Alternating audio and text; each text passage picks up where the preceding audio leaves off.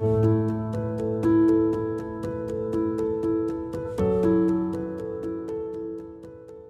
Everyone, की for learning science में आपका स्वागत है। और इस वीडियो में देख रहे हैं class 8 chapter number 1 crops production and management. इस चैप्टर से रिलेटेड इंपॉर्टेंट क्वेश्चन जो इस तरह से, first, when plants of same kind are grown and cultivated at large scale at one place then it is called, answer है crop. जबकि plants जो कि एक ही तरह के हों और उसे लार्ज स्केल में एक ही फील्ड पर, मतलब बड़ी फील्ड पर बोया जाता है या उगाया जाता है, तब उसे क्या कहा जाता है? क्रॉप कहा जाता है। ठीक है। Second question, the crops grown in winter season is called, वो क्रॉप्स जो कि विंटर सीजन में ग्रो की जाती है उन्हें रबी क्रॉप्स कहते हैं। नेक्स्ट है the crops grown in rainy season, rainy season में ग्रो की जाने वाली फसलों को कहा जाता है खरीफ क्रॉप्स। फिर फोर्थ है the activities involved in the cultivation of crops are called, वो एक्टिविटीज जो कि क्रॉप्स के कल्टीवेशन में इन्वॉल्व है, यानी कि जिन एक्टिविटीज के सहारे हम क्या कर रहे हैं? कल्टीवेशन कर रहे हैं, क्रॉप्स को उगा रहे हैं, उन्हें क्या कहा जाता है? एग्रीकल्चरल प्रैक्टिसेस कहा जाता है। फिर नेक्स्ट है watering the field with sufficient amount of water at particular interval of time. तो वाटर करना फील्ड को, वो भी पर्याप्त मात्रा में पानी से, ना ज्यादा ना कम, जितना चाहिए हो फील्ड को उतना ही पानी दिया जाए, वो भी पर्टिकुलर इंटरवल ऑफ टाइम्स में। तो प्रॉपर इंटरवल में भी और सफिशिएंट अमाउंट में भी पानी देना क्रॉप्स को क्या कहलाता है? इरिगेशन कहलाता है। फिर है the cultivation of vegetables, fruits, flowers etcetera on large scale is termed as, vegetables, fruit और फ्लावर, इन चीज का कल्टीवेशन करना, इन्हें उगाना, वो भी लार्ज स्केल में, क्या कहलाता है? हॉर्टिकल्चर कहलाता है। ठीक। फिर seventh, the food that makes the main part of our diet is called, वो फूड जो कि हमारी डाइट का, जो हम खाते हैं उसका मेन पार्ट बना रहा है, उसे हम क्या कहते हैं? स्टेपल फूड कहते हैं। ठीक है। फिर है eighth, unwanted plant grown with main crops are called, वो अनवांटेड प्लांट, घास फूस, फालतू जो प्लांट्स उग जाते हैं, जो हमारे मेन क्रॉप्स हैं, मेन क्रॉप्स, उनके साथ फालतू घास फूस उग गई, उन्हें क्या कहते हैं? हम वीड्स कहते हैं। ठीक। फिर है नाइन्थ, रिमूविंग ऑफ वीड्स और unwanted plants is called, weeds जो हमने देखा था, वीड्स, अभी वीड्स अनवांटेड प्लांट्स होते हैं जो मेन क्रॉप्स के साथ उग जाते हैं, उन्हें रिमूव करना, उन्हें वहां से खत्म करना, हटा देना, उसे क्या कहते हैं? वीडिंग कहते हैं। इस प्रोसेस को हम वीडिंग कहते हैं। फिर टेंथ है chemicals used for weeding is called, वो केमिकल्स जो कि वीडिंग के लिए, यानी अनवांटेड प्लांट को मारने के लिए या हटाने के लिए यूज किया जाता है, उसे वीडीसाइड्स कहते हैं। ठीक। फिर है 11th, the process of loosening और टर्निंग द सॉइल, सॉइल को लूज करना या टर्न करने की जो प्रोसेस है उसे टिलिंग या प्लॉइंग कहा जाता है।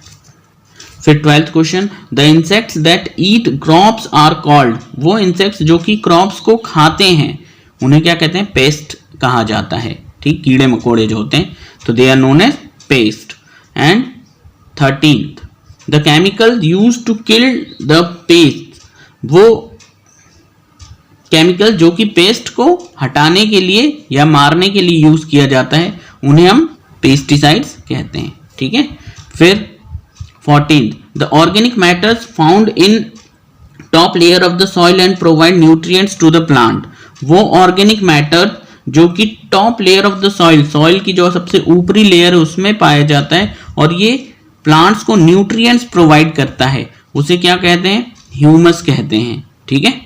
फिर नेक्स्ट है the process of putting seeds into the soil at particular depth to grow the crops is called, seeds जो बीज है उसको जमीन में डालना या गढ़ाना एक प्रॉपर डेप्थ में, ताकि क्रॉप उगाई जा सके, तो इसको क्या कहा जाता है? इससे कहा जाता है सोइंग सीड्स, यानी सीड को बोना। ठीक। फिर 16th है micro organisms which feed on dead and decayed leaves animals and on their remains are called, वो माइक्रो ऑर्गेनिजम्स जो कि मरे हुए और सड़ रहे हो उन लीव्स पर या एनिमल्स या उनके रिमेन्स पर, उनके बचे हुए जो भी अवशेष हैं उनके ऊपर रह करके उन्हें खा रहे होते हैं या अपना फीड करते हैं, उनको खाते हैं, उन्हें क्या कहा जाता है? डीकम्पोजर्स कहते हैं। ठीक है, जैसे बैक्टीरिया, फंगस, ये सब डीकम्पोजर्स हैं जो इन्हें खा जाते हैं। फिर 17 chemical substance enrich with NPK, nitrogen, phosphorus, potassium, that helps in growth of crops is called chemical substance, जो कि नाइट्रोजन, फॉस्फोरस, पोटेशियम आदि इन सब्सटेंस से एनरिच होते हैं, उनमें बहुत सारी मात्रा में ये होते हैं और ये क्रॉप को ग्रोथ करने में मदद करते हैं, उन्हें हम कहते हैं फर्टिलाइजर्स। ठीक है, फिर 18 the process of removing the seed और grains from their chaff is called. तो सीड, इसको अलग करने की प्रोसेस किससे? इसके चैफ से।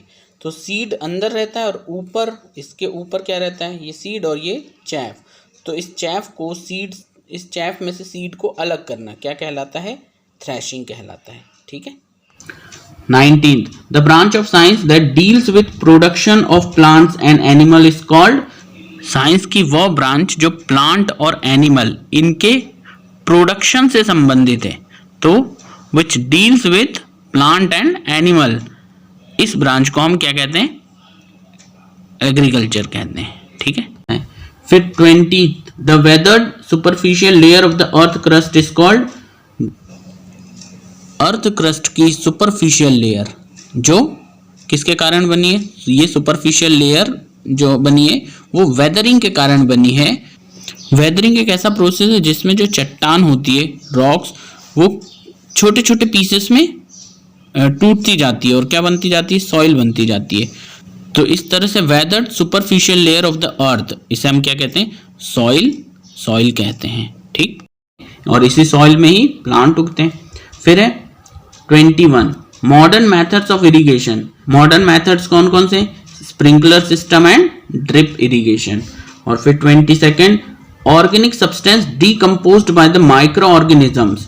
वे ऑर्गेनिक सब्सटेंसेस जो कि ना माइक्रो ऑर्गेनिजम्स के द्वारा डीकम्पोज किए गए हैं, उन्हें क्या कहते हैं? हम मैन्योर कहते हैं। वो मैन्योर होते हैं जो कि हम सीधे प्लांट में डाल करके उनकी फर्टिलिटी को बढ़ाने का काम करते हैं। ठीक।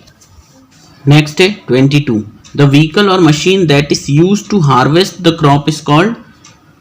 वो व्हीकल या मशीन जो कि क्रॉप को हार्वेस्ट करने के लिए, उसको कट करने के लिए यूज की जाती है, उसे क्या कहते हैं? हार्वेस्टर कहा जाता है। नेक्स्ट है 23 motor vehicle which with heavy tyres use to pull the farm machinery like plough and drills is called. वो मोटर व्हीकल जो हैवी टायर वाले होते हैं और जो फार्म की मशीनरी है जैसे कि प्लॉज और ड्रिल्स, इनको कैरी करने के लिए या उन्हें एक जगह से दूसरी जगह ले जाने के लिए यूज किया जाता है, उसे कहते हैं ट्रैक्टर। तो ये तो सभी ने देखा हुआ है, ट्रैक्टर फार्मिंग में सबसे ज्यादा यूज होने वाला व्हीकल। फिर है 24 सोर्सेस ऑफ इरिगेशन। इरिगेशन के सोर्सेस कौन कौन से? तो well, river, pond, ground water, ये सब, यहाँ से हम सब जगह से पानी प्राप्त करते हैं और क्रॉप्स को इरिगेट करते हैं। ठीक है, तो ये हमारे सोर्सेस हो जाएंगे। फिर है 25th question traditional method of irrigation. Traditional methods of irrigation. तो ट्रेडिशनल मेथड्स कौन कौन से इरिगेशन जो पुराने हैं वो है चेन पंप, रहट और मोट। ये सब ऐसे सिस्टम है जो कि पुराने टाइम पे यूज हुआ करते थे। अब हम थोड़े से नए सिस्टम, नए इरिगेशन सिस्टम को यूज करते हैं। फिर नेक्स्ट है 26 method of irrigation in which the small holes are made in pipes near the plant and water falls drop by drop on the base of the plant is called. ऐसा method irrigation का जिसमें हम pipes जो हैं उसमें छोटे छोटे गड्ढे कर देते हैं और वो होते हैं प्लांट के पास में, ऐसे गड्ढे होते हैं और उसके अंदर से ड्रॉप बाय ड्रॉप, यानी ये है, मान लो ये है प्लांट हमारा, ठीक, और यहाँ पर ये पाइप जा रहा है, इसमें छोटा सा गड्ढा कर दिया तो ड्रॉप बाय ड्रॉप इसके ऊपर क्या होता जाता है, पानी गिरता जाता है और इसके बेस को इरिगेट करता है, यानी गीला रखता है। तो इस तरह के जो सिस्टम है इरिगेशन का उसे क्या कहते हैं, वो है drip irrigation. Drop by drop water को बेस पर यानी कि जड़ों में पानी देना ड्रिप इरिगेशन कहलाता है।